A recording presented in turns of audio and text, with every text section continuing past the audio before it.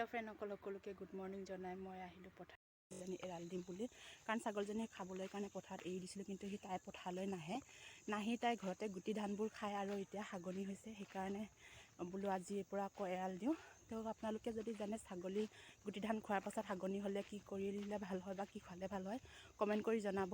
আৰু এয়া মই এতিয়া পথাৰত ছাগলজনী এৰাল দিবলৈ আহিলোঁ।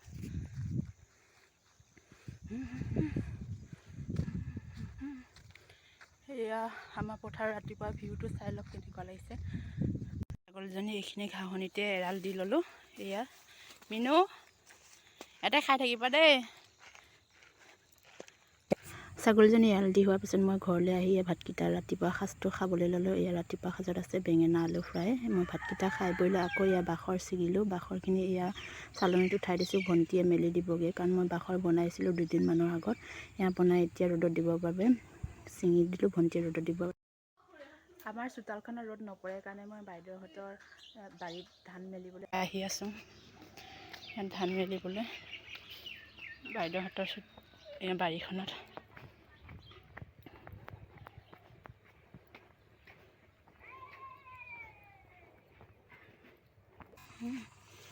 ইয়াৰ ধানখিনি ওচৰ পালোঁ।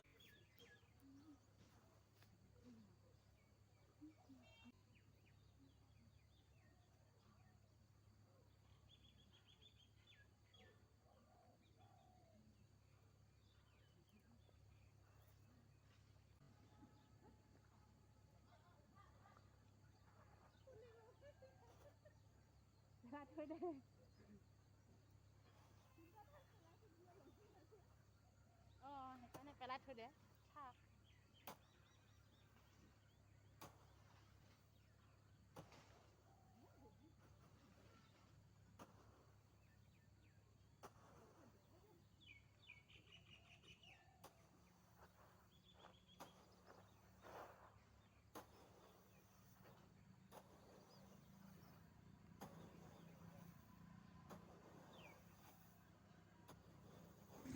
আজি মোৰ ভিডিঅ'টো ইমানেই আছিল। ভিডিঅ'টো চাই কেনে পালে কমেণ্ট কৰি জনাব আৰু লগতে ছাবস্ক্ৰাইব কৰি দিব। আজিলৈ আহোঁ, বাই বাই।